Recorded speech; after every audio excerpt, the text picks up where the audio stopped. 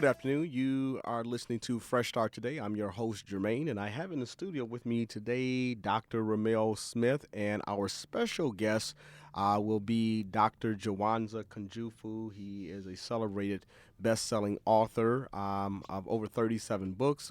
He's been a consultant, educational consultant to most urban school districts in the country, and so we're going to be talking about an upcoming presentation he's going to be doing at Fresh Start on the 16th of December entitled Is Orange the New Black?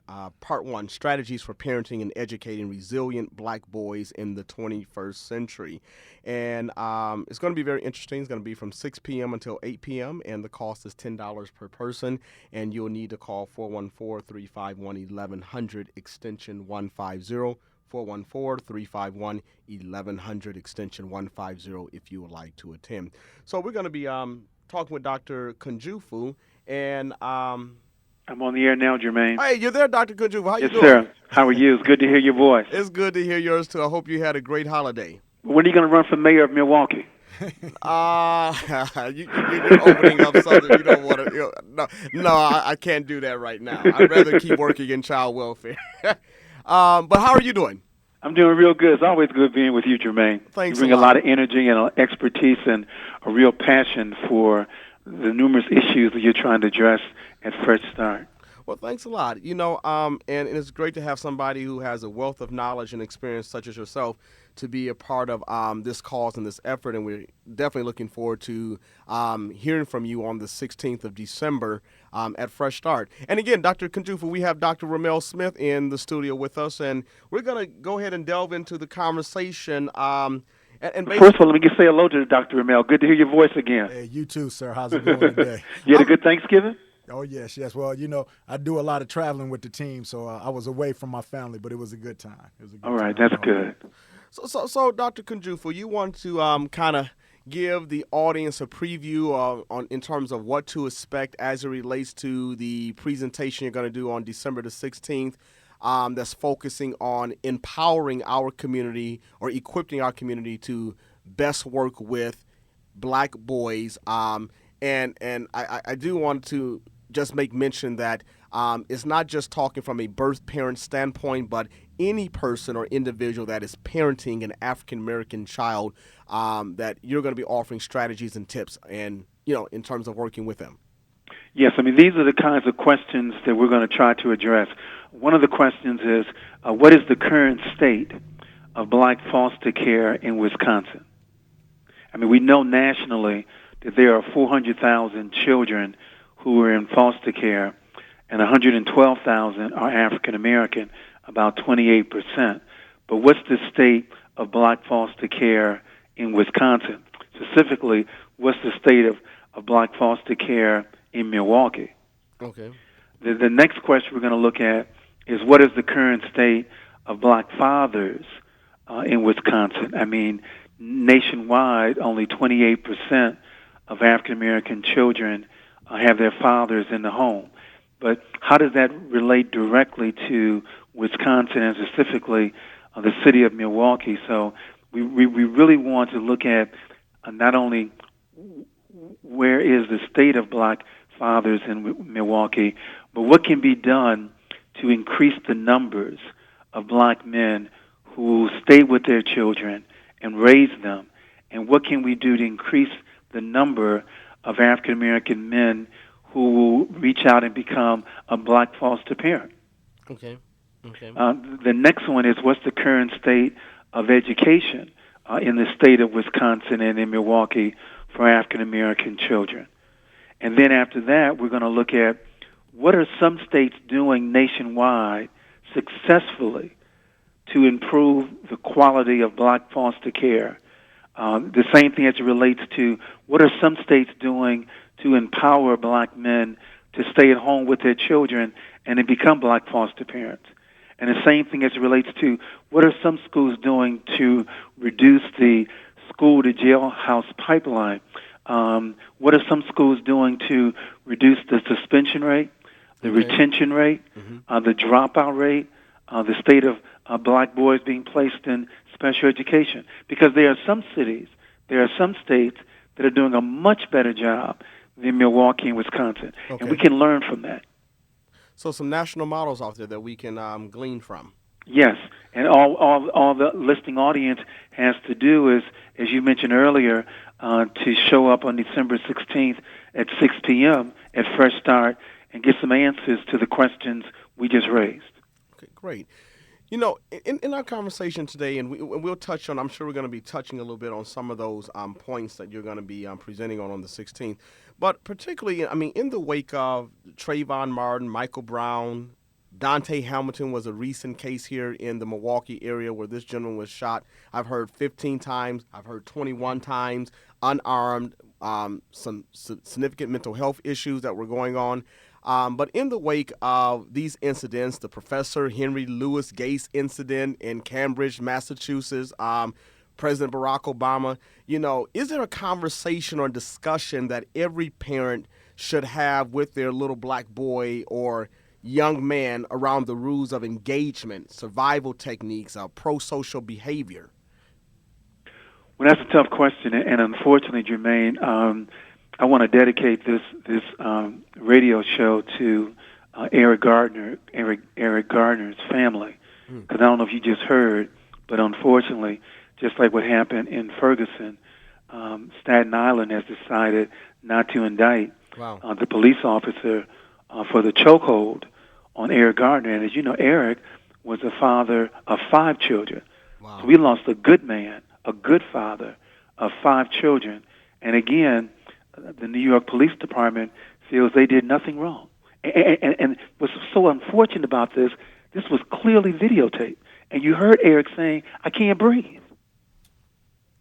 You know, I appreciate you bringing that up because I just heard that piece of information when I walked into the studio today, and it is concerning. I guess the question, my follow-up to that is does America have a chokehold on black boys and black men?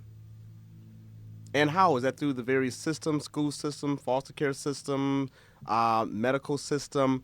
And I think about your book, The State of Emergency, We Must Save African American Males. I mean, is the cry that we're having that we can't breathe? Well, see, one of my concerns, Jermaine, is that if our community continues to hear about these verdicts from in Ferguson or Yes. in Cleveland or in New York, it can reach a point where there's a pathology and a depression that can take over our community. And that's why I like what you're doing so much, because in spite of all the negative news, you still have a positive attitude that we can make a difference. Yes. I don't know what sport. Remember, you say that you were with a team this weekend. Can you elaborate just for a quick second? Yeah, with the Milwaukee Bucks. Okay, with the Milwaukee, but good. We can use that as an example. Look at what Jason Kidd has done to turn that team around so quickly. Yes, sir. Yes, sir. So what I love about sports is that it's the bottom of the ninth. It's 2 outs. They got their best pitcher on the mound. We got our worst batter, Ramel, at the plate. And we have to believe that we can start a rally and win this. And I'm fearful that if we continue to talk about negative news, it can deaden the spirit of our people and convince them they can't make a difference. What can one person do? I like your commercial, Jermaine, when you mentioned that in terms of foster care, that some very significant people have been involved with foster care, like Nelson Mandela and Steve Jobs and Malcolm X, just to mention a few. Yeah. And that's what we have to really work on is reframing and changing the message around foster care, and that actually there's a different path that the children in our systems can take. They don't have to go from foster care to corrections, but they can go from foster care to a world stage. They can go from foster care to the fine arts. They can be successful CEOs of corporations. They can be world changers. And there is a number of individuals who have proven this over time. So I agree with you. I think we have to really focus on reframing that message, Dr. Kadrifu. And see, what's so unfortunate is that tonight in Milwaukee on ABC, CBS, NBC, and Fox News at 9 or 10 o'clock this evening, they're going to, again, talk about the murders and accidents and a lot of negativity for the first 28 to 29 minutes, and maybe once a week they'll give us the last minute or two for something positive. But look at all the good things that took place today in Wisconsin or in Milwaukee that the media overlooks. I mean, Jermaine, look at the large numbers of African American children who are in foster care, and when they quote unquote exit at 18, they exit foster care and enter the University of Wisconsin, either in Milwaukee or in Madison or one of the other state schools, or on to Morehouse, Harvard, Yale, and Princeton. Right. And I just think every once in a while that should be the lead story, because it does happen. I agree.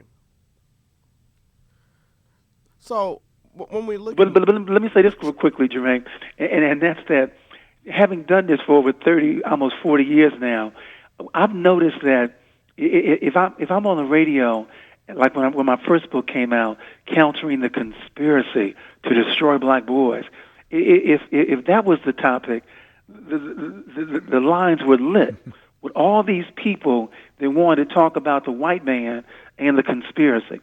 But if I was on the show the very next week with developing positive self-images and discipline in black children or solutions for black America, you couldn't find a caller, because now we're talking solutions. And if we're going to talk solutions, that's going to require, one, that you volunteer 5, 10, 15, 20 hours a week or a month. It's going to require that you contribute $5, $10, $15, $25 to your organization. It's going to require that you no longer use the word can't, and it's going to require that you no longer blame the white man for everything. Right. I mean, I have major problems with what happened to Eric Gardner in New York, but believe me, in New York City, more African American males have been killed by African American males than the New York Police Department. And I want the same outrage when we do it to each other and what we can do to address that problem. But see, for us to look at ourselves will require a whole lot of work. What happened in Ferguson, I commend our protesters who, for example, went to a St. Louis mall and shut it down. But I have major problems with some of those quote-unquote protesters burning down their own buildings and looting stores so the next morning their wife, their mother, their girlfriend can't find a place to find milk for their child. Right, right. We're going to have to take a break, Dr. Juf, and we're going to come back in a couple seconds, and we'll continue this conversation. Good afternoon. You're listening to Fresh Start Today. I have in the studio with me Dr. Ramel Smith, and on the phone line we have Dr. Jawanza Kunjufu. If you're not able to get through, it's because we have a guest caller that's calling in, and if you would like to present a question or comment, you can reach us at Fresh Start 860 or on Facebook, or you can Twitter us at Fresh Start 860. And Dr. Kunjufu. Yes, sir. All right. Thanks a lot for holding. We just had to get through that commercial there. But that was a beautiful song, too. Hey, I love it. It's going to be a lovely day. It's a lovely day.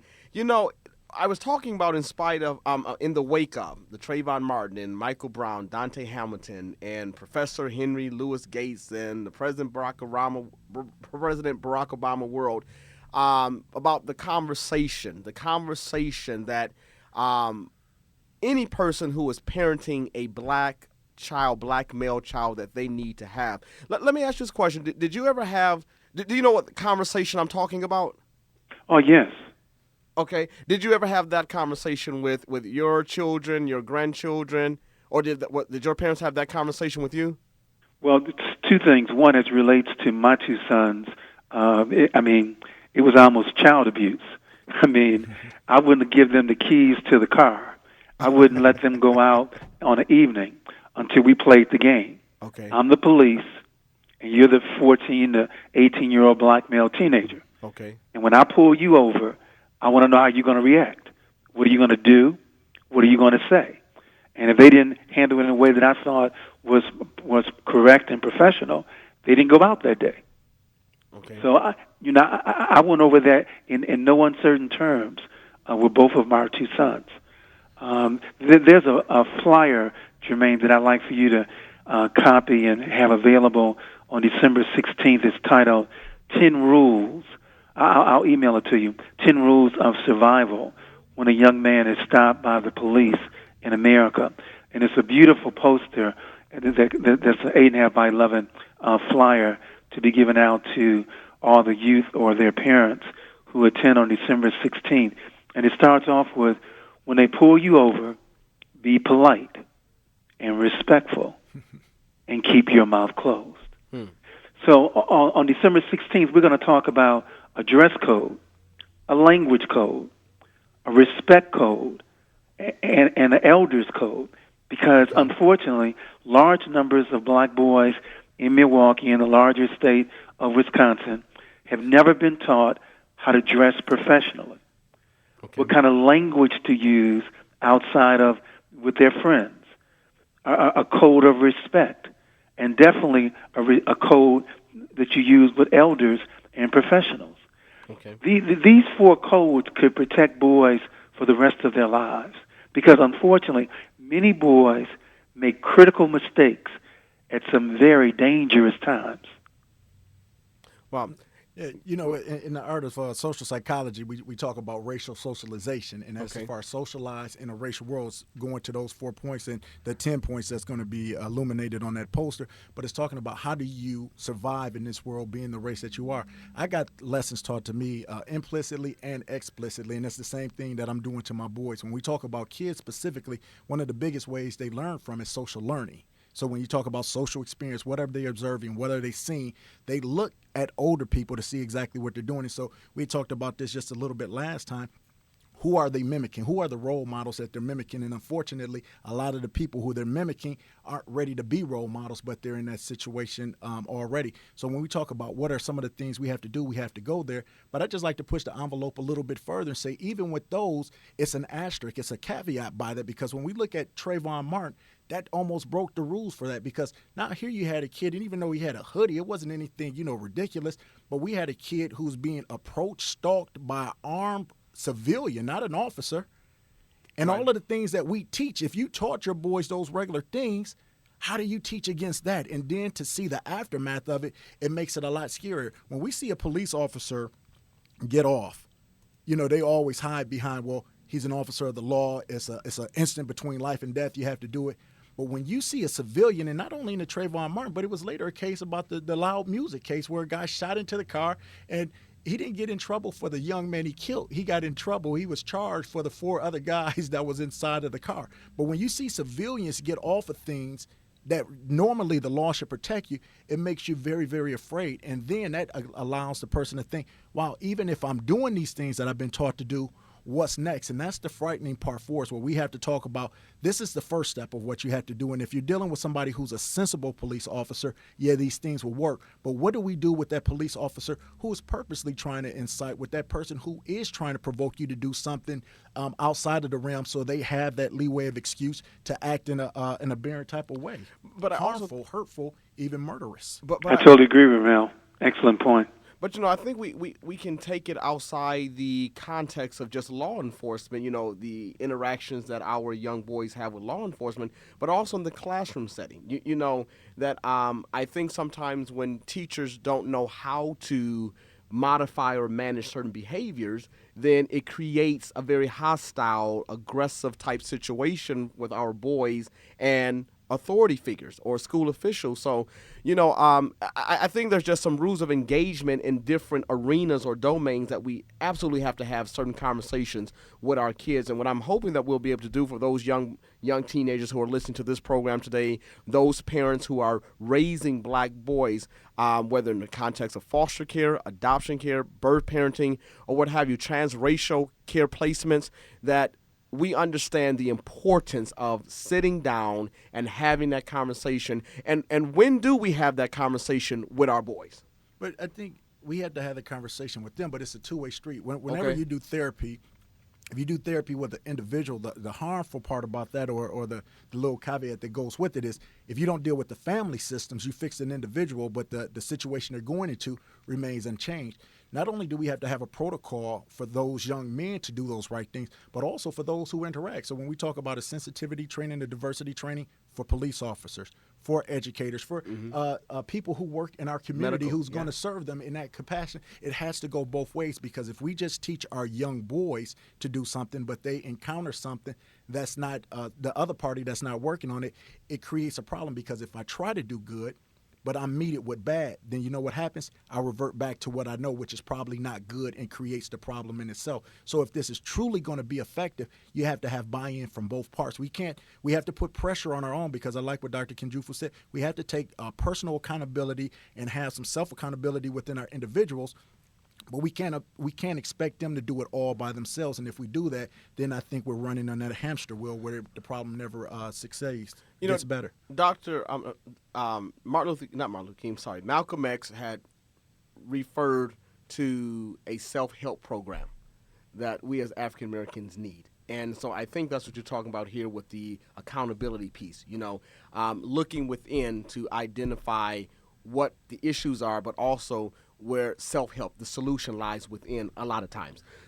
Some of that self-help in earlier parts of Malcolm's speech was about a separation, though, because thinking, how can you ever expect your oppressor to ever give you the type of respect of a human being if they never gave it to you originally? How can we even expect that as a rational person? So the question becomes, do we move towards that separatist thing, which I don't think is a likelihood, really realistic? And so if we're going to have to be with those who once oppressed our ancestors and currently oppress us in different ways, how do we move up that level of morality, that moral compass for them to understand that they play a part in it, to truly understand white privilege and things of that nature, so they move that pendulum also to meet us halfway? And I think it's really important, and I would be interested to hear Dr. Kunjufu weigh in on this piece as well, Dr. Ramel, and you can, contribute as well. But, you mentioned the term white supremacy, white privilege. And there are some folk that just don't believe that this actually exists in child welfare. And I think in almost every government system, whether you're talking about federal level, state level, local level, that there is an element of white supremacy or privilege. Hold on, Jermaine. Describe, for example, how white supremacy or white privilege is expressed in child welfare in Wisconsin. How is white supremacy? And let me be even more specific. Describe white privilege as it relates to foster care placement of children of all races.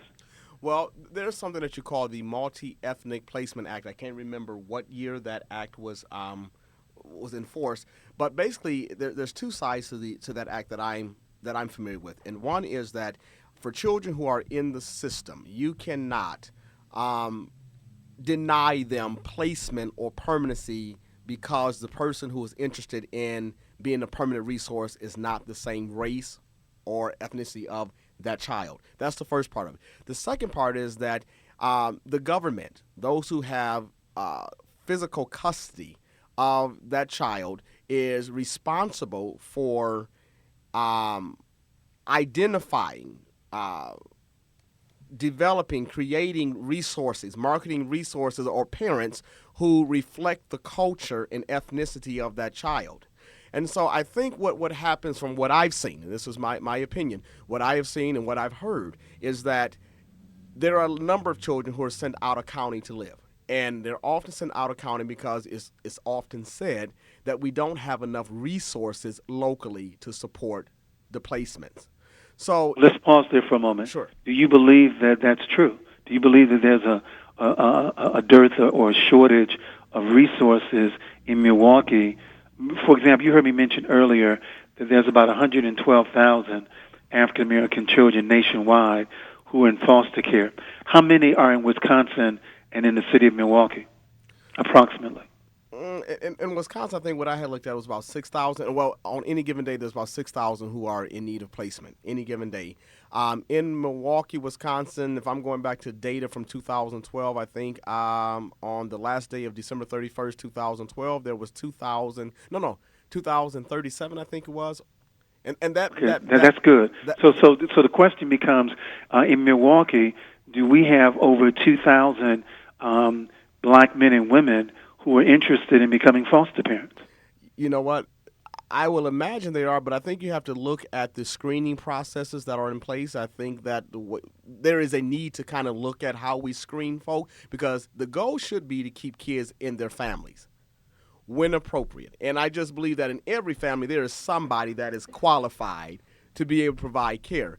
What I have seen firsthand is that there can be kids in placement, and there could be a termination of parental rights, or they're in the process, or they're moving toward terminate parental rights, and it's being said we don't have any resources for this child. Then all of a sudden, an aunt right in the community pops up, an uncle pops up, but you're told that no, there aren't any homes available within that family.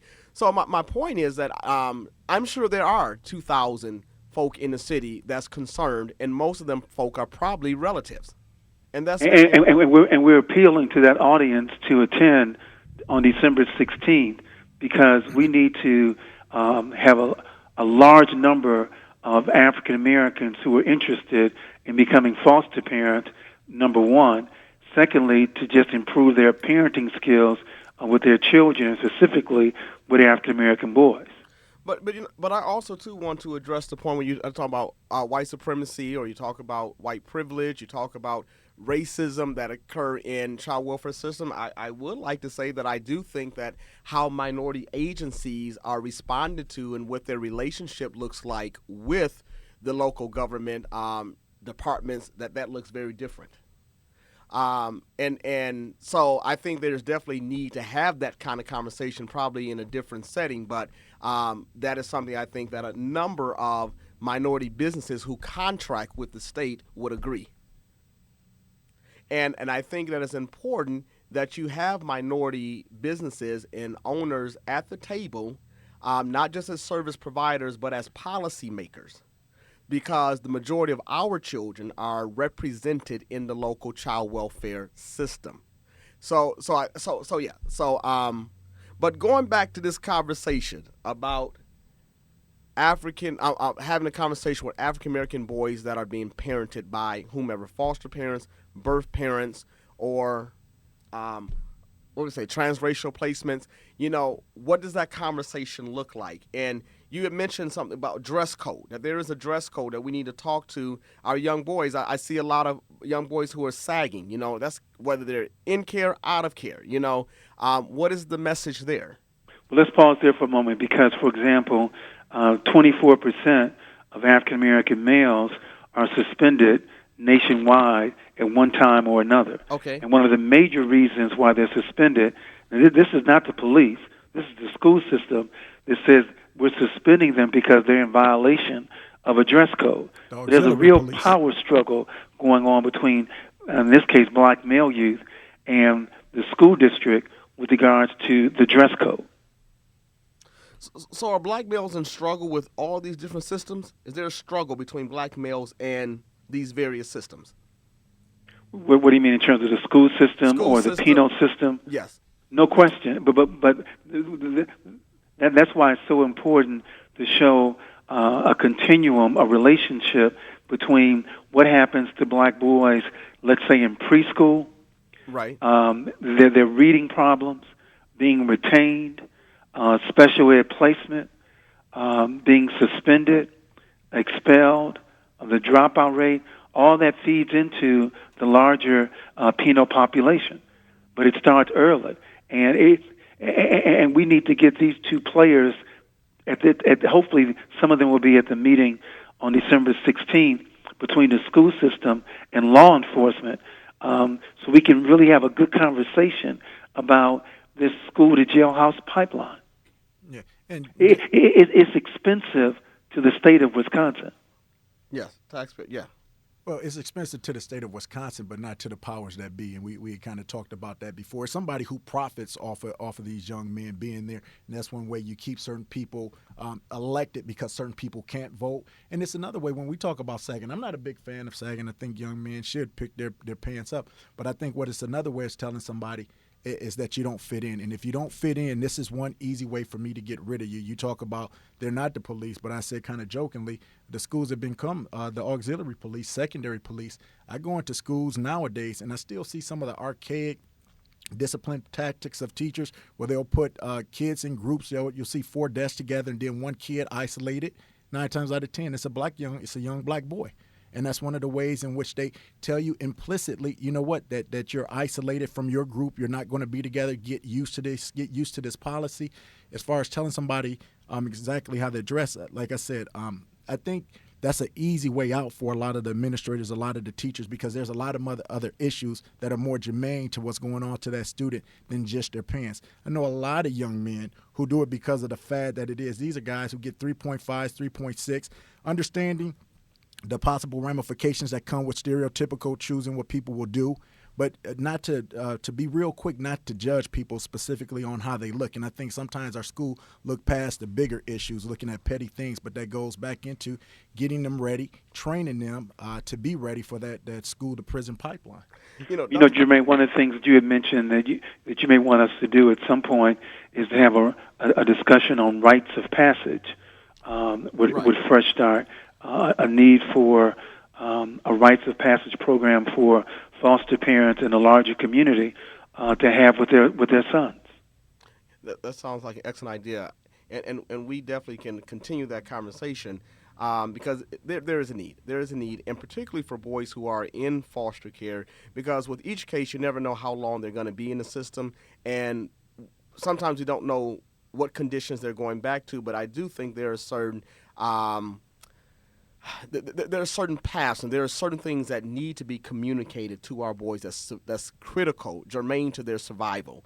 And so I think having a rites of passage, understanding the unique elements of foster care that's going to respond to the needs of these children, I think is going to be very helpful. Let me ask you something. From your book, State of Emergency, Why We Must Save African American Males, in your introduction, you mentioned there was a time when 1 of every 10 African American males was involved in the penal system. Later, it became 1 of 5, then 1 of 4, and now it is 1 of 3. It is projected that by 2020, you're talking about almost 5 years from now, 2 of every 3 African American males will be involved in the penal system. And then you say the madness must stop. And as relates to foster care, it is well known. There was a survey that was conducted in Cook County, Illinois, in Orange County, Los Angeles, Orange County, that 80% of the inmates that were surveyed indicated that at one point in time in their life, they had been in foster care. And with these statistics, and hopefully with this presentation that you're going to do, I'm sure with this presentation that you're going to do on the 16th and the conversation that we are having today, that these are strategies that we're trying to give to the community to help African American boys not become a statistic in corrections. So I don't know if you want to respond to that. No, because you depressed me. well, let me. Can I say something? I mean, Dr. you went from 1 to 10 to 1 of 5 and 1 of 4, 1 of 3, and then you concluded with 2 of 3. Let me then make you had you said smile. something about 80% of the children who were incarcerated were in foster care. It's time to throw in the towel. No, it's not. I mean, the Bucks should have just told Cleveland, we know y'all gonna beat us, so there's no need to play this game. No, well, let me tell you this, and this is what I said. And by the way, Ramel, they could have beat Cleveland last night. We should have, but That's they right. see the deer coming. They see the deer coming. But no, I say this, in all honesty. A lot of times I get accolades for being a young man doing some positive things in the community, but I also let people know that I'm also 298082.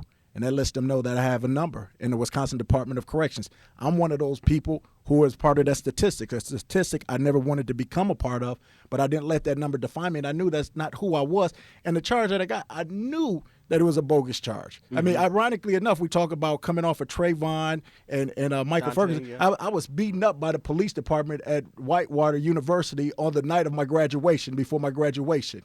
And so when I look at that, they beat me up, and then they charged me for disorderly conduct and resisting arrest. It was reduced to a disorderly conduct, and I was given 18 months probation. So when we look at those numbers, we also have to look at how sometimes these things can be misleading, but we also have to let our young boys know It's a system that's out to get you, so we have to be smart, understanding that poster that I think will be very, very helpful for a lot of young men to see Dr. Kenjufu. But also to say, if you are caught up into that system, doesn't mean it has to define you for the rest of your life, and that you can't overcome, and not only overcome it, but then become a part of the struggle to help defeat it and let other brothers know. When I worked inside of the prison system, I had no problem sharing my history with the other inmates. And one of the things they would come up to me on an individual and say, you know what, I see a lot of myself in you. If you can do it, I can do it. Right. And that made me feel very good because, one, I mean, we are the same. We were the same people. A lot of those guys, in fact, were much smarter than me. But for you to see sometimes, I think that's the evidence that you have to know. Sometimes you hear what we would say a pipe dream, but if you can see the evidence specifically in front of you, I think it makes it more tangible. And so what I think what we have to do is let them know. You spoke of Malcolm X, who had a record, and for some real things, was able to overcome, because it's all about that paradigm shift that comes in the mind.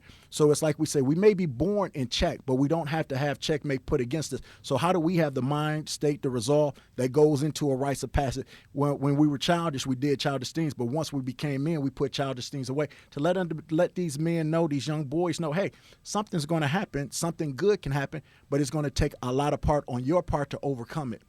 So when you say, how do you not be depressed, it's to know that we have had some brothers who was a part of these statistics, but we know they weren't those statistics that they say. That's what they want us to believe. What we have to do is show them the counter evidence. Exactly. Sounds good. We're going to take a break, then we're going to be back. I know we see the phone lines blowing up and people want to talk, but we have our guests on the line, so we will not be able to entertain your live call, but you can leave a question or comment by Facebooking us, Fresh Start 860. You can Twitter us at Fresh Start 860, or you can email us at freshstart860@gmail.com. And we're going to take a break, and we'll be right back with Dr. Jawanza Kenjufu and Dr. Ramel Smith.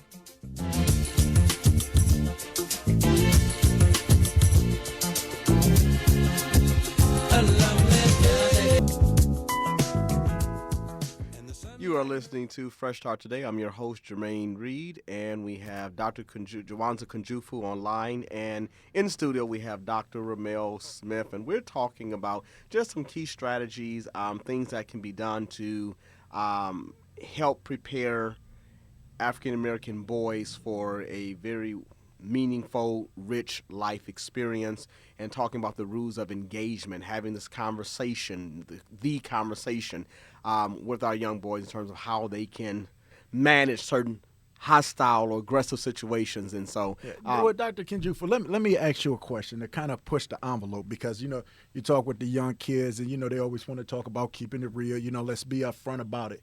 December 7th, we were bombed. What did we do?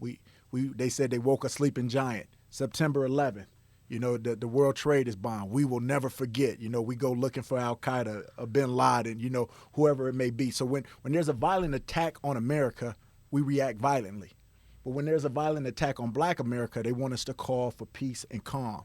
So when you have a young Black kid who's been growing up in America, who learns from social learning and understands that, and feels that when there is a reaction, they want us to be calm and passive, how do you talk to that young Black male to tell him that to act violently, even though that's America history, is not the right way? Wow. Well, a couple of things there. The first one, earlier at about 3:15, you made another excellent point, and it reminded me of the conversation between the elders and the youth during Jim Crow and slavery, where the young people felt that we shouldn't work anymore, and the older people felt that this was the only way we could survive. And as you know, during slavery, some estimate that we lost over 100 million Africans, either in Africa, in the dungeons, on the slave ship, or on the plantation. So this conversation that I just described that should have taken place between the young people and the elders is a conversation that we still have not had with regards to the strategy. Did we make the right decision in Montgomery after 381 days of boycotting their bus? Did they want us back because they loved us or because they were going broke? Did we make the right decision by sending Jackie Robinson to the Major League Baseball League versus maintaining the 20 Negro baseball teams that we had. There's a big debate still going on between Douglas and Delaney, between Booker T and Du Bois, between Du Bois and Garvey, with regards to how do we define freedom? Is freedom being part of their system or creating our own? And as you know, Ramel, unfortunately, I said that's a value judgment. The talented 10th believes that the best solution is to be part of their system. But for many of our people, especially the 90% and those locked out, they think that there's another alternative that has not been looked at. Well, I'm with you because what we found out from the talented tent sometimes, and I tell people this too, and this I had to look at myself as a leader. I said I suffer from the disease of comfortability, being where I'm at, and it's like I'll go out and I'll fight and I'll do certain things, but I think in order to be a true revolutionary, one has to be willing to lose all of those comforts, even if it means your life. And as a true revolutionary, we have some people who will talk. But when it comes time for the action, and I think that's really where the buck stops. When we talk about what happened in Selma, I think the reason why that monetary boycott could be so successful is because there was a unity, and it was a unity that existed because of the times. But one of the things I think that was— But hold on, but see, my point is, after 381 days of that boycott, did we make the right decision to go back and ride their buses? Given that the only reason why they want us back on the bus is because they were losing dollars. Correct. Our money. You talk about this conversation, one that I was not aware of, that was held between the elders and the younger generation during the Jim Crow period, during the slavery period. And you said that we have not yet had that conversation. How critically important is it for us to have? Is it critically important for us to have that conversation with this generation now, where we bring together the village, where we bring together the elders and these young children, whether they're in foster care, whether they're in birth families, whatever home settings they're in, and have this conversation? Do we take the conversation to the detention centers? Do we take it to the residential care centers? How do we begin that process? What's unfortunate is that, as Ramel mentioned, many times this conversation is not taking place until they're in alternative schools, a residential center, or in jail or in prison. This conversation needed to have taken place in preschool, primary, and intermediate. Yes. In the Jewish and Asian community, their mantra is never forget. Yes. In our community, we just drop the word never, and we just want to forget. Yeah. Because it's a painful discussion to have if you have not resolved the issues that are still affecting your community. Well, maybe we can have a conversation about putting something together where we can have the conversation. Okay. Okay, and we'll talk about that because I think that's really important. And I guess my last question is, in the world of foster care, there's something called transracial placements. And I believe that regards to race, that people can raise children from other communities and cultures. And Dr. Smith was saying something on break about that. I'm going to have him kind of chime in and talk about the whole transracial placements and responsible villages. And yeah, well, one of the things that we had kind of talked about, we said that, there's an old African proverb, it takes a village to raise a child, but we said that village must be responsible to raise a responsible child. And if there's going to be transracial adoption, foster care, that we don't have a problem with that per se, but then it's incumbent upon that family to make sure that they are doing everything incumbent for that child to be able to survive in both worlds. I talk about myself just as a father. I said, I think I'm a good dad, but I bring a lot of other strong men around my boys to pick up in areas and where I lack and where I'm weak, so they can have strengths in which I don't even have strengths. And so I think it's just as important for those families from different cultures and different communities to make sure that they are reaching out to those positive aspects that you talked about, are very rarely talked about on the news, but to make it their business to find out what is going on positive in the community, whether it's a fresh start, whether it's a Walnut Way or local boys and girls club, something going on with one of the fraternities and sororities, events like that, to keep them acclimated and in tune to the community. So in trying to protect and save them, they don't isolate them from a group of people with whom they cannot be separated. And I just want to say, as we close this segment, that black folk they have to stop putting hair grease in white little kids' hair. They just got to stop doing it. It's not good. And so we just got to do better. We got to do better. So, Dr. Kunjufu, you will be with us on December the 16th from 6 p.m. until 8 p.m. at Fresh Start. And refreshments will be served. We got to have some refreshments, Dr. Kunjufu. We got to eat something. On the flyer, it does say refreshments will be served. But please, listening audience, if you want a seat, then call before 12:14 at 414-351-1100, extension 150, to reserve your seat. Right, and that's for the workshop entitled Is Orange the New Black? Part 1, Strategies for Parenting and Educating Resilient Black Boys in the 21st Century. And this is what I'm going to do, Dr. Kunjufu. I cannot be there. We'll be on a West Coast trip. But what I will do is I'm going to leave some for the first 50 people to come. I'm going to pay for the first 50 people. That is really nice, Ramel. Thank you so much. Well, yeah. So that's my apologies regards for not being there, but to make sure that it's not a financial issue that's keeping people from being there. I appreciate your generosity and just your love that you both have for your communities. Thanks a lot, Dr. Kunjufu. We will be in touch and can't wait to see you on the 16th of December. Thank you. With Dr. Ramel Smith, we're going to be talking about African-American childhood experiences, cultural consideration, understanding trauma, and ACEs. So that's going to be an interesting conversation, and Dr. Ramel has a lot of information he wants to share with the community. We're going to take a break, and we're going to be back. The phone lines will be open. If you'd like to call in, we have we're able to take your calls at 414-444-5250, 414-444-5250.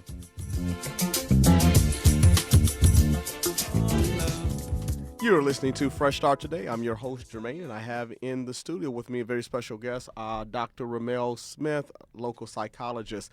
We have a caller that's online. Actually, we have two calls, so we're going to take these calls before going to our next segment dealing with ACEs, adverse childhood experiences, and its impact on children and families. Caller? Caller, you're online. Hello, caller, are you there? Hello? Maybe we lost that call. So we're talking about adverse childhood experiences, and we just finished this segment with Dr. Kunjufu, and perhaps some people still have some questions because we're going to tie both of these segments together. They are able to call us, and we can attempt to address their questions on air or listen to their comments. But Dr. Smith, we're talking about ACEs, trauma, and all this kind of stuff. We're talking about historical trauma. There was, in the previous conversation, there's the Jim Crow era, there was the slavery era, Ku Klux Klan era, all these different eras that African Americans have gone through. What is ACEs? Okay, well, ACEs is an acronym. It stands for Adult Childhood Experience, Adverse Childhood Experiences. Okay. So when we think about an adverse childhood experience, this is something that they really cannot take a look at until you're an adult.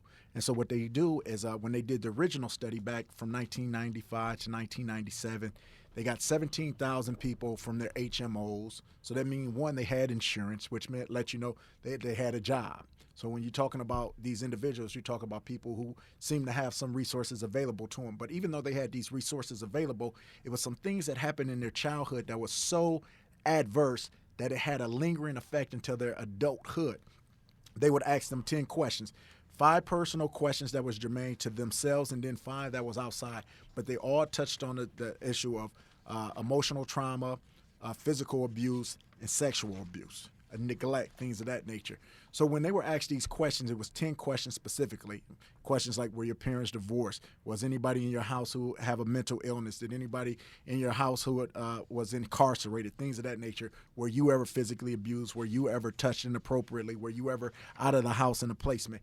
If you got a 4 or better on those scores, the possibility for you having negative ramifications in your life afterwards went up significantly. What do I mean by that? Not only mental health disorders, but physical health disorders. So we talk about heart attacks, we talk about diabetes, we talk about cholesterol issues, we talk about smoking, all of those negative things people do to cope. But then we also talk about early deaths when we see the life expectancy of these things, and they traced it all the way back to their adverse childhood experiences. Now, the thing about this is, as we said before, it was a robust study that surveyed over 17,000 people. However, over 80% were white. Now, these were college graduates who had different resources available. Now, let's fast forward this to right now with our generations within the urban community and think about how many of those experiences our children go through that we went through on a regular basis as though that was the norm. But when we see those things happen, we talk about why does it cause these adverse, these adult experiences later in life? Because it actually changes the brain chemistry of how a person reacts, how a person responds. One of the things we talked about just with Dr. Kinjufu was these rules of engagement you had spoke about and what we could do as far as speaking politely, talking correctly, things of that nature to people in authority. Well, now let's rewind again. Now, if you have no authority figures in your life who are there, who are been dependable, what other authority figure really has a chance to talk about? Sometimes we talk about things, Dr. Kinjufu said the things he had did for his sons, whether or not he would give them the key. Well, what if you don't have a dad who's Dr. Jawanza Kinjufu? What if you don't have a dad that's Jermaine Reed? What if you don't have a dad who's responsible, who's not even there, or even worse, gives you other information that's negative? So when we start to look at these things, what happened, the brain chemistry changes as far as attachment disorders, the way how we regulate our emotions, our ability to problem solve, to shift on the fly, our ability to make ourselves safe and protected. Most of the time we will react instead of thinking. And so when you start to look at these adverse childhood experiences, they grow up on you, and then we look at the final product, not looking at what created them. Martin Luther King talked about often that America is in the business of criminalizing poverty. We understand what causes and creates a lot of these adverse childhood experiences and as negative life experiences. But when you put a people, when you talk about originally talking about slavery, the Middle Passage, the horrific things our ancestors went through, losing our names, losing our culture, losing our language, losing our religion, things of that nature, being brought into this culture where we had to assimilate, never really being fit in. It's like a Cinderella, being a stepchild, but always being known that you're the stepchild and not really welcome in the family, but just here because you have to be here. And that's something that I hear a lot of foster kids talk about, that whole stepchild element, not feeling like they belong in. And I'm sure if they're listening to this program right now, they can identify with that. We have a caller. Thanks a lot, Dr. Smith. We're going to build on that. We have a caller on the phone right now. Caller, how can... Oh, I was just going to bring up 2 points. That what you were just saying is almost as like, as a child, you have a post-traumatic stress syndrome, and then, trying to cope with it, it becomes from conscience, and you don't understand why you make the decisions and stuff that you do, but you got this emotional baggage that you never dealt with, and then it all starts vomiting or coming out when you're finding how different parts of your life as an adult is like dysfunctional, and then it goes back to something that happens when you were 6 or 10 or 12, and that's seen. And a lot of times, like in the black community, people are not always comfortable with coming out and addressing those mental issues. It's like, oh, why are you always depressed? Well, maybe I was in this situation, I was kept in the house all day, and I never really got out, and I never really learned those social skills. So it's interesting how you bring it out, because, as a nurse, I'm looking at it like, yeah, that makes a lot of sense. The second point that I was going to bring up, the conversation you were having before about, like, my dad was born in 1937. So his whole, when he came from Arkansas to up here, the way he would deal with the police is like I don't want to do anything to give them a reason to hurt me. So it was a fear because he came from the South. He's seen lynchings. He's seen people hanging from trees. So that was real to him. Wasn't nothing in the textbook, wasn't nothing he heard. But then fast forward to his children, we heard about stuff like that in a textbook. Maybe watched it on a video. It wasn't real, wasn't tangible, like you can touch it, like slavery. And so in that sense, my dad really didn't tell his son, well, you don't want to do nothing to give the police a reason to kill you or this. So it's like we got into that comfort zone, because that's back in the time where you had factories, parents had good jobs, mom and dad in the home. It wasn't such an issue. But now, I didn't see people hanging from trees. That was back to my dad, so that wouldn't even be something I could just tell my kids. It'd be more of a history lesson. But now with this stuff going on, it's like, honey, we got Mike Brown, we got Trayvon, we got Dante Hamilton, Derek Williams, the list just goes on. And it's not just, you can't say, well, go to this state, it'll be better. It's like nationwide, like every state got a story. So now when I talk to my kids, it's like, guess what? Please don't give the police a reason. Like you were saying, Umar, or what? I'm sorry, what was his name Dr. before? He Kunjufu, mentioned Dr. how Kunjufu. he role plays with his children, and I do the same thing. Police pull you over. Respect. Y'all see how I interact with the police. I ain't did nothing wrong. I don't have a reason to, but I'm not saying that I'm faulting the things that happen to All people. right. I'm saying just like my dad had that same fear, that fear is kind of getting into me. I don't want my kids in a body bag, so I'm going to teach them how they can function and survive. It's not about, it's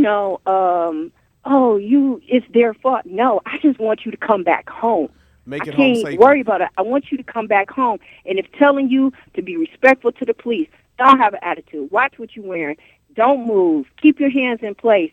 Then that's just a survival. That's like if you went to Iraq. All You're right, all trying right. to survive to stay alive to Caller, come back home. I really appreciate you calling. You're saying a lot of valuable things, and it's good to hear a mother call in and talk about what she's doing to make sure that her sons, that they navigate through all of this craziness, safely. And it's really good to hear about your father's experience and what was going on during that time in the South, and and it raised a question in my head in terms of whether or not the conversation that we should have, will it change based on the time we're living in, geographically where we're stationed? All those kind of things just raise questions. But I'm going to have to take the next caller. And again, continue to listen to the show. And thank you for tuning in. Thanks. Bye-bye. Bye. Caller, you're online. Caller. Yes, sir. Thanks a lot for holding. You have a comment? Yeah, and thank you. Thank you for being there in the first place and telling it like it is, young man. By the way, hello, are you still there? I'm still here. We're waiting for you. Yes, sir. Yes, sir. Yes, sir. I just want to say thank you for being there and tell the truth and tell it like it is, young man. Thank you so much, sir. This is JT from the old school, a Vietnam veteran and stuff like that, 61 years old and stuff like that. But one thing I want to say, once upon a time, I used to be 17 years old, right? But I'm not going to go there. What I want to say right now, what's happening right now with the young black people have to do what they have to deal with, regardless of how they was raised and stuff like that. They have to go through hell and horror. They being shot down. There's a war on our young black people, the young men, and I'm mad about that. I didn't go to Vietnam just do the right thing for the white man. I did it for my family, my father, who I love, my people. Yes. But anyway, young man, I just want to say respectfully, thank you for being there today and having a great show and telling it like it is. I have nothing but respect and love for you, but just me talking, okay? Yes, sir. And thank you for your presence, JT. And it's good hearing your voice.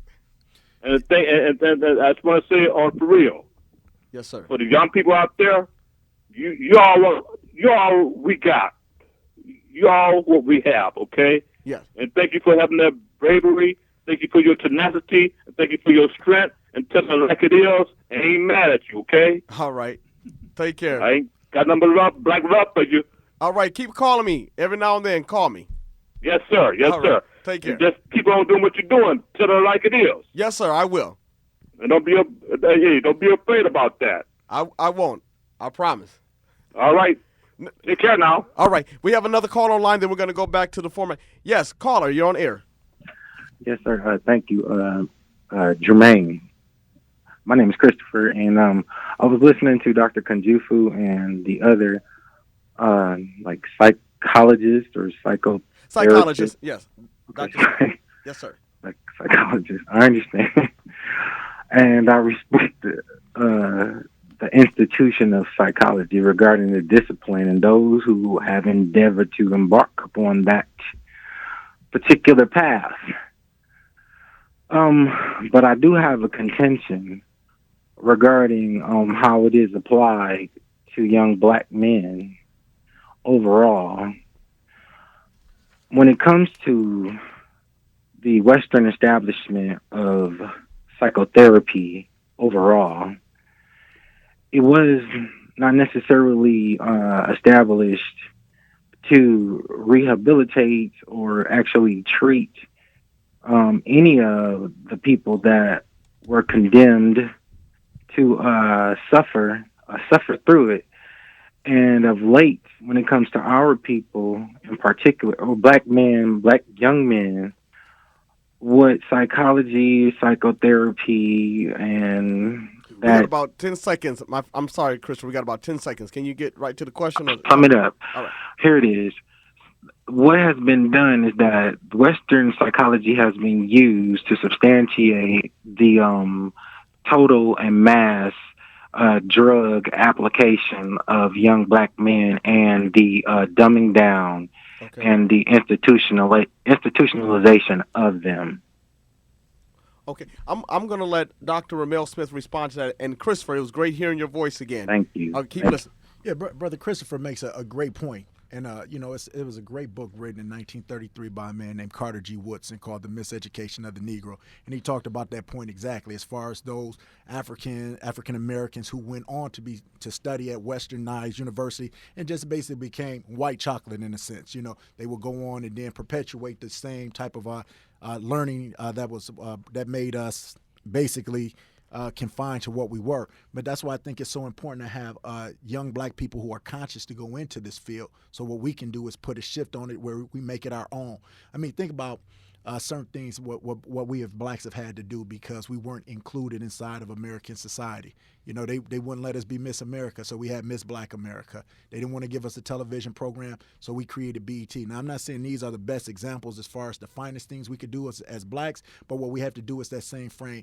If you have something that can be possibly useful and helpful, well, what we have to do is we have to take it, then redefine it and craft it so it works specifically for our people. And I think if you use something that's good, then it has a generalizability that can help anybody. But specifically what Christopher is saying, what we cannot do is let something that should be something that's a tool to help become something that harms us and Correct. even become Right. the people who perpetuate that monster. He has a great point. But that's why I said I always talk to younger African Americans about coming into the field, whether it's psychology, medicine, schools, or whatnot, so we can have those responsible blacks to make sure that we have a culturally responsive pedagogy, to make sure that we're passing along to our children so we don't do the same thing unknowingly, unconsciously, subconsciously that we accuse the white man of doing this sometimes. So it just goes back to the point of being conscious yourself, being culturally competent, and that's why you can have a white therapist to become a therapist for a black person Right. if they are culturally competent. It doesn't matter. And a foster parent, foster one parent, race, yes, in another any race. manner, those things go. But it's about being culturally competent, understanding, and not falling into those old traps. So we're talking about the adverse childhood experience in the study that was first conducted by Dr. Vincent J. Folletti and Ananda. In 1985. Then Robert Anda came some years later. But and we they actually worked together. They worked together because one was at CDC and the other one was Kaiser Permanente. But to go to Christopher's point, we talk about the ACE. Well, what they did in Philadelphia, and Jermaine, you're familiar with this study, is they said sort of like Christopher, hey, this was based on all white people mostly. So how does this help us? So what they did in Philadelphia is they said, well, let's tweak this just a little bit. If these are things that normally happen, well, what are some of the other things that happen specifically with some of our children in the inner community? So they also put in different skills as far as did this person witness any violence? Did they feel any racial discrimination? Yeah. So we looked at the racism key. Was their neighborhood unsafe for them? Did they experience bullying? Did they live in foster care? So were they removed outside of the home? Some of these other things that were somewhat specific to the ACE, but even more specific, we're talking at our community. And when they started to look at these, what they started to see is we thought that 4 was big out of the 10. Well, what happens when you start to have a kid with 13 out of 14, 12 out of 14? Now you're looking at a person who's had a lot of traumatic experiences. And as our first caller indicated, the young lady, the nurse, she said people don't even understand that they're dealing with stuff. So how do we start to deal with it? We self-medicate. We talk about we don't want no drugs from the white man. But what do we put in our system? We fill it. We wake and bake. We put in hen. We put in Hennessy. We put in gin. We put in vodka. We put in whatever we can to numb the pain, and we disguise it as though it's social recreation, but it has other problems. And these are some of the things that contribute to the health problem. But the genesis again was dealing with these problems, the traumatic experiences we had, and dealing with them, but in a counterproductive manner. So when we talk about Christopher saying being leaning towards Western philosophy and whatnot, we have to understand the things that we're doing that's counterproductive also. And I want to say, as it relates to these studies, you mentioned the ACE study that was conducted by Kaiser Permanente and the Center for Disease Control and Prevention. And the population they looked at, we often, here in the state of Wisconsin, we have a report, which is the Wisconsin Adverse Childhood Experiences in Wisconsin, findings from the 2010 Behavioral Risk Factor Survey. The thing that encourages me to lean more toward the Philadelphia Urban ACE survey is because it's more reflective or close reflective to what we deal with in our community. And the difference between Philadelphia's, Wisconsin's, and also the Kaiser study is that Philadelphia brings in the racial trauma element, and the other studies did not address those issues. But when we look at, in the DSM, which is a diagnostic statistical manual, which is like the Bible. Mental disorders for those clinicians. For clinicians, they use that as a guide to diagnose. Yeah. The thing is that from the research I've done, that the word racism does not exist in the DSM. And there are like 40 different stressors that's associated with post-traumatic stress disorder and some of those other disorders. But discrimination is only mentioned once. And so when we look at historical and generational trauma and its impact on present-day living, I wonder why the DSM-4 did not include racism and its impact on, you talked about life expectancy of black men. We have the shortest life expectancy, heart disease, hypertension, all these different ailments that we acquire over a lifetime because of the trauma and the pressure and everyday pain that we deal with. Well, I can answer that real Sure. quickly. It's called white privilege. If white people put the book together and they don't have to deal with it, it doesn't become an issue. You don't see it. Well, I'm going to take a break right there. Bears heavy on my mind. You're listening to Fresh Start Today. I'm your host, Jermaine Reed, and I have in the studio with me Dr. Ramel Smith, and we were talking before break about adverse childhood experiences, the studies that were done, the Kaiser study, the study that was done here in Wisconsin, and then the findings from the Philadelphia Urban ACE study, and just kind of comparing those three documents. And there was something that Dr. Smith had mentioned right before the break, and we were talking about the Diagnostic Statistical Manual Of mental disorders. Of mental the disorder. Fifth edition now. The 5th edition just came out this year? Last year, 2013. Last year. And you had mentioned that in terms of how these manuals are written and the surveys are done, that they cater to a particular population. And on break, you're talking about the Tyler Perry and how he writes to attract or appeal to a certain audience. And then other people, if they want to enjoy that movie or activity, they can participate, but ideally there is a target market or audience that is. I mean, you look at anything, when you look at specifically in the world of psychology, when they do testing, for example, like an intellectual testing, what they'll do is they'll take the population of the United States of America. And because it's predominantly European at this time, even if you start to mix the ethnic minorities together, Europeans are still a dominant, even though they're not a homogeneous group in itself, how it's set up. So what they do is whatever the population is, that's how they mean the test. So meaning whatever the population of white people are Europeans, that's how many are there. And since they're the majority, now through the years that number has gone down, but think about how everything started from that base where because it was basically the white man, that's who everything was created for. We talk about in America the WAPs, the white Anglo-Saxon Protestant. If you were a white man who were Christian, from Western Europe specifically, right. This was a country that was built for you. Everything else you had to fit in. You'll know it better if you're left-handed. This is a right-handed world, so if you're left-handed, it becomes a bit awkward for you. You have to adjust certain things to you or have to get things specifically made for you. But the world is going to be made up for right-handers. So it's the same thing with anything else. This is a white Anglo-Saxon Protestant world still, because even though they don't share the majority numbers as they once did, they still hold an even greater the majority of wealth. And in a capitalistic society, money is what rules and controls everything. So you have a society that's basically built for a white man. So if you want to fit into it, that's what you have to do. People sometimes laugh at female women who are executives, and they're often called the B-word. Why? Because they have to take on man-like characteristics. Hillary Clinton is called, the suit because she sometimes look like a man, because that's the approach she has to take in order to get success or to respect from other men. So we talk about how everybody has to acclimate to that. So it's no different in the world of psychology. When they created the Diagnostic Statistical Manual, the 5th edition was the 5th edition, so they tried to make some improvements. They had some other people of color on side of the panel, but for the most part, the book remains the same. If you look at the DSM-1 to the DSM-5, you're going to see some changes, but the core part of it remains the same. When you make changes to editions, just like when you're in school and you get a textbook and they say the 4th edition, the 5th edition, well, if you're cheap, you can get away with buying the 5th edition if they're on the 6th, because you know mostly everything is going to be the same in there, and you get the other thing. It's the same thing with that. Now, they'll tell you they made some great changes. There's a few things they made that I think was significant, but has it grown as much as our population, the changes at the time? No. So if something was a disorder 10, 15 years ago and it's not a disorder today? I'll give you a specific one. When we talk about autism, at one point in time, you had different classes of autism. So if a parent had a kid who was a high-functioning autistic child, they said this person had Asperger's. So it was a way to separate from some of the other connotations that went with the title of autism. Okay. Well, Asperger's no longer a disorder now, according to this. They changed the ADHD regulations as far as how you could diagnose it, how you could relate it, and everything. In the DSM-3, homosexuality was a disorder, personality disorder, but it's not now. So I'm saying there's some things that can be changed that they do. So there's no.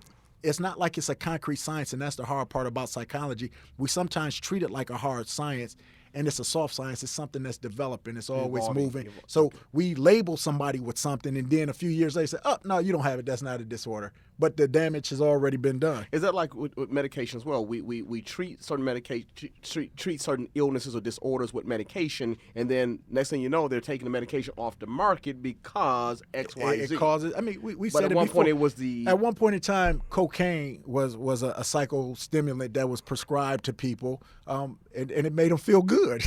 It made them feel a little too good, so they had to say, hey, you know what? We have some problems with this. This has some other addictive qualities, are producing some other things. We looked under. Even now we know what, and we all joke about this, so I'll say something that's known to everybody. You listen to the commercial, and then they tell you what the drug is for, and then they give you a 10-second real fast talk of all of the other disorders that it may cause, the side effects, and people will say, well, hey, this is just as ineffective as that. So I take a pill, but then I have to take another pill to combat that pill, and it grows, but all the time those in the pharmacology arena are profiting.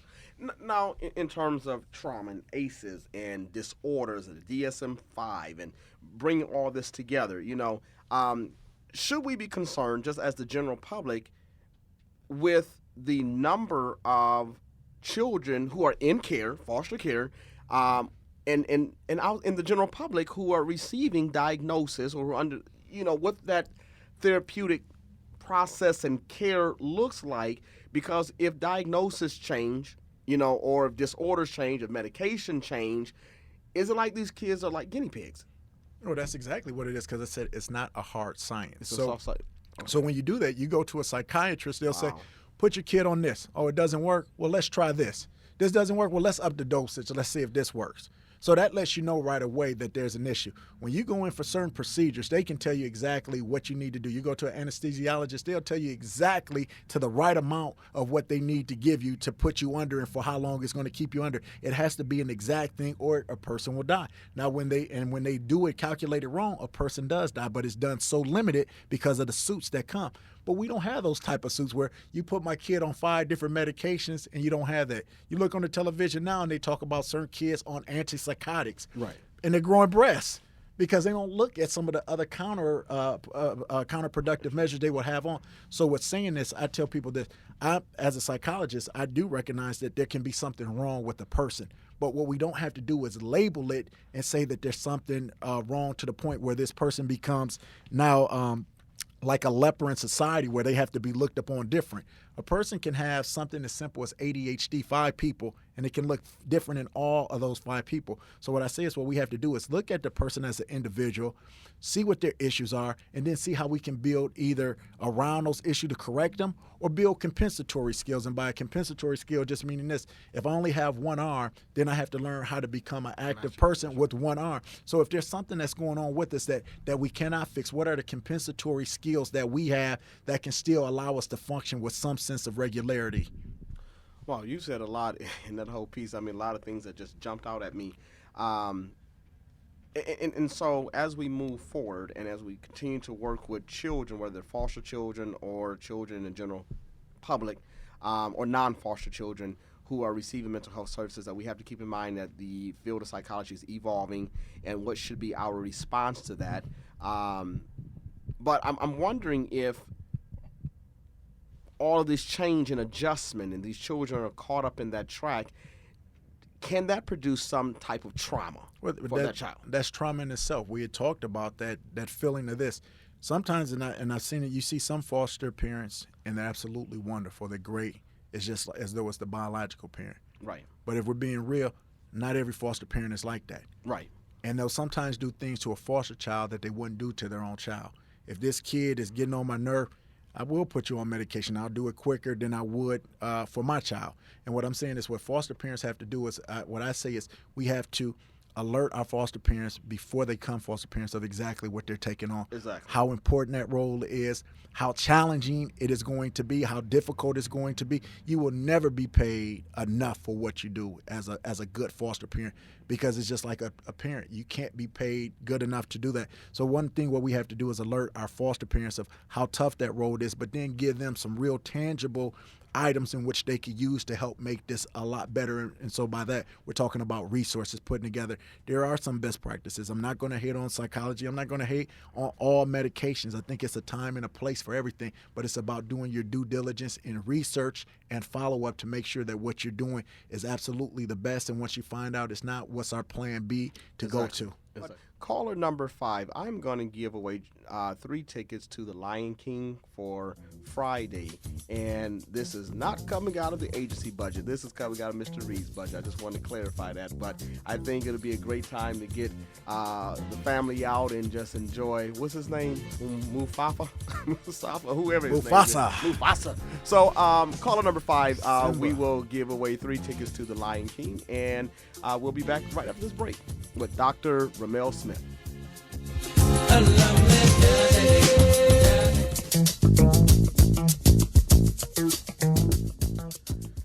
You are listening to Fresh Start Today. I'm your host, Jermaine Reed, and I have in the studio with me Dr. Ramel Smith, and we're still waiting on that 5th caller for the Lion King tickets. But before Dr. Smith, before you respond, we had got an email from someone indicating that according to the 2013 Infant Mortality Review report from the Milwaukee Health Department, infant mortality among white American women with a college degree or higher is about 4 deaths per 1,000 births.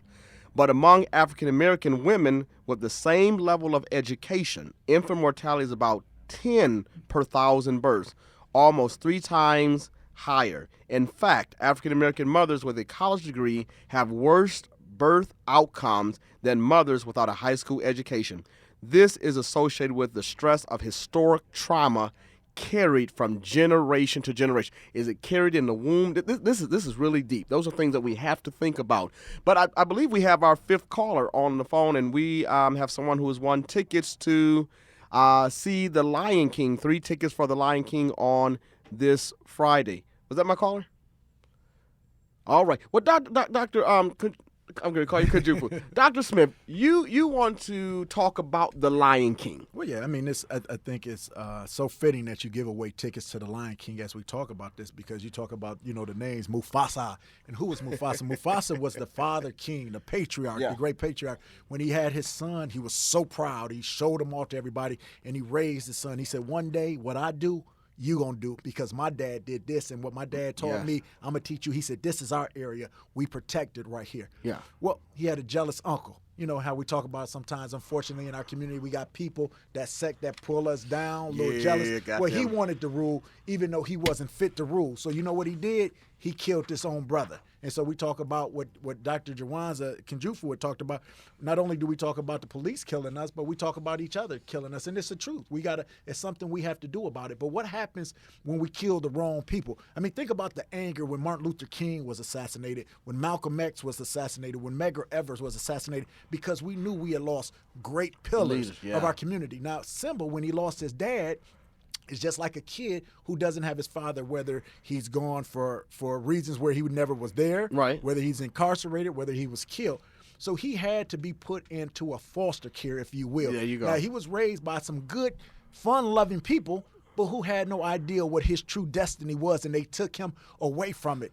And then when he was encountered with a friend from his past who let him know, hey, things are going bad, we need you, he's like, no, I'm not that person anyway. And we look at so many of our young boys today who don't understand that they are young princes destined to be kings. Right. But then when he went back to his community and saw the devastation that was there, and then when he saw his mother being abused by those who were in power that was not really helping out, he said, I have to come back.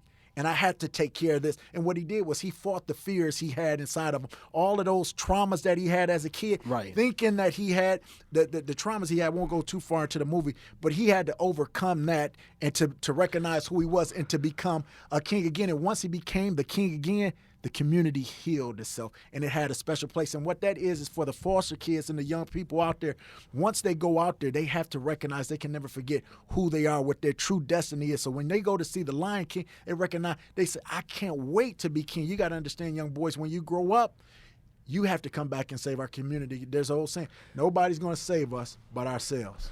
You know what? That is so powerful because there's a couple things that you spoke about I think that connects or relates to the foster care community particularly, and one is grief and loss. And I just think there's so many little Simbas in our community, in our foster care system that is dealing with unresolved grief and loss. They understand what it's like to have parents who are incarcerated. They understand what it's like to have brothers incarcerated, brothers who are killed, fathers who are killed, fathers who are absent, fathers who, friends, and they carry this grief with them, and they're transplanted, and they put into different communities and different neighborhoods, different families, and good people, but it's not home, and just getting back to who you are and where you come from, your roots, and so that sounds really great. But even to go back to the email that we got, the one person who let Simba know who he was a young girl named Nala, who he grew up with. Now, Nala was back home, but she had all of the pressure and the stress of being with Scar, who was the evil uncle, and the hyenas, these other people who were the pariahs, who were the vultures, the predators that preyed upon them and tore their land about. But the mother still had to keep it together. So when we talk about that email, the young lady said, unfortunately, so many times we have our mothers, our grandmothers, the matriarchs who are forced to hold things down, causing that type of stress. When you go to a NICU, they'll tell you that the strongest person that will survive a premature birth is an African-American girl. That's powerful. In order to survive, they have to have something innate, something resilient inside of them from the start. All right, we have caller number 5. What happened to caller number 5? Oh, well, hey, somebody call. You can be caller number 5. Look. I would give up because people have called and we've missed it, but we'll go back to the show. So that's great. Let me make a couple announcements. One is that you can like us on Facebook at Fresh Start 860, or you can tweet us at Fresh Start 860. You can email us at freshstart860@gmail.com. So, again, Dr. Jawanza Kunjufu is going to be with us on December the 16th at 6 p.m. until 8 p.m. The cost is $10. It will be held at Fresh Start. And the title of the workshop is Orange the New Black? Strategies for Parenting and Educating Resilient Black Boys in the 21st Century. We have limited seats available. You want to call 414-351-1100, extension 150, 414-351-1100, extension 150. And caller number 5. Yes. My comment is, you're right on the money as far as, not getting angry, but understanding, what Martin Luther King left us with the jump he talked about in many of his speeches about the drum major instinct and about that we have to define who we are. If a man hasn't really figured out when he would lay his life down, then he's not fit to live. So, go ahead. No, very powerful point. If a man is not willing to lay his life down, he's not fit to live. Is that all? Oh, and just I mean, I really understand like your passion for this topic because if we're not going to, I mean, I'm kind of responsible for dropping the ball because I'm in my 50s and not really doing things I should have done. But now I'm conscious and I know that it's stuff that I really should be doing in the community to help young black males to go to the next level. And let me say this. Let me say this, sir. And I don't know if you have the ability or capacity to do this, but there are so many young African American boys who are in foster care. And there are a number of agencies in our community that provide that service. And maybe perhaps you can be a foster parent, or you could be a respite provider, or you can be a mentor. But if you didn't do it before, maybe there's opportunity for you somehow to get engrafted into this movement of trying to heal the trauma in these young boys' lives. And we'll be more than happy to get you information of a number of agencies that's in this community that you could partner with. Okay. Well, what I'm gonna do is they're gonna call me at the end of the show anyway. Yeah. And what I'll do is, I mean, I'll have no problem with whatever capacity probably I can, whether it's a few hours a week or I mean, like in between cause I work too. But I would love to do that, because I know, like, okay, I put it this way: it's things that are in my past that I was on both sides of the law, so I know. But I know the information I have was a bit different for those other sides of the law. You know what I mean? I mean, I'm not doing that now. But the thing about it is, it's the understanding that, like, once you talked about earlier in the show about getting that number. My number, yes, but mine is retired. I would never use that prison number ever again in life.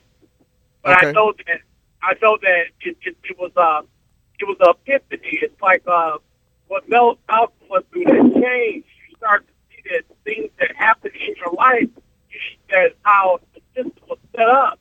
I was set up, but yet still I fell into it. I didn't have to fall into it, but I did. Okay. Well, listen, I'm glad you called. I'm glad that you're willing to partner, because we need more men like you to step up and help us save our young black boys. And it's my understanding that you are caller number 5, and they're going to get your information. You won 3 tickets to the Lion King. So I don't know. Would you like to use those tickets? Exactly. All right, Yeah. all right, Mustafa. We're gonna get your number. We're gonna get in contact with you so you'll know how to pick up the tickets. Okay. Okay. All right, my brother. Okay. Thank you. All right. So that's great that we have people who are energized about this topic, and I think this forum allows us an opportunity to have some very honest conversation about what's going on internally, what we need to do to position ourselves to respond in a constructive manner, and what we need to do to get support to our services, our kids who are in the system. And it's great to have someone who has a voice from the mental health or behavioral health community weighing in and having real honest dialogue. And one thing I love about Dr. Ramel Smith is that he talks where you can understand him. He talks real talk, and every time I leave his presence, I feel empowered, as an African-American man, as a business owner in the community. So I really appreciate what his presence, everything that he brings to this conversation. So when we deal with trauma, we've heard a lot about trauma, but what about resilience? I mean, I think when you look at the definition of resilience, you look at the African American community. Never in the history of the world have you seen a people who have been traumatized in the manner in which we have, that have been held captive and then lived somewhat successfully with those who they were captive by. Right. So when you look at all of the things that we've gone through historically, and you look at what we've overcome, I mean, listen to the Black National Anthem, and those are some very powerful words, when you go into it. And when I look at that, I see that us as a people, it's like we still have so much to go, but we're not stopping until the victory is won. And so when you hear a person who has been beaten, who has been robbed of so many different things, but say, hey, you know what? It's sort of like Denzel Washington Training Day. He said, I'm winning anyway, even though he didn't look like he was winning, except for the opposite part is when we say we're winning, it's sort of like Gideon in the 3 300 from a scriptural standpoint, where you seemed outnumbered, but yet somehow you still become the victor. But what you do is you have to remain faithful in what we do. We talk about illuminate the problem of what's happened because we can't forget the past. As Dr. Kenjufu said before, we must never forget either. But instead of just never forgetting, what we have to add to that is that positive psychology. And the number one thing what we have to have is hope. When you lose hope, that's when you lose everything. And I think that's what makes us resilient. We've never lost our hope, even in the face of hopeless times. We've always remained to do that. And as long as you can keep hope, you keep that breath, you keep fighting, you keep going on, and then you eventually will win. Well, I think in terms of resilience, we know that trauma typically occurs in the context of relationships. So does resilience. And so we can do more together than we can apart. No doubt and about it. I think that people who are dealing with traumatic events and episodes, they have to identify either a stable, caring, loving, supportive individual, one caring person that can take you from at risk to at promise, or a place that you can find solace and peace. And maybe that is going yoga, maybe that's going to work out at the fitness center, maybe that's church. Finding that one place that you can find peace and inner strength in is very important. So thanks a lot, Dr. Kenjufu again. Dr. Kenjufu, I know he's listening, so thank you. But Dr. Ramel Smith in this conversation around ACEs, and we're looking forward to you being back next month. Yes, and I'll be back next week. Next week we have a very special show. We're going to be talking about, let me see what the topic is the accused. How to manage allegations of child abuse and neglect. And our special guest is going to be Natisha Street and her son.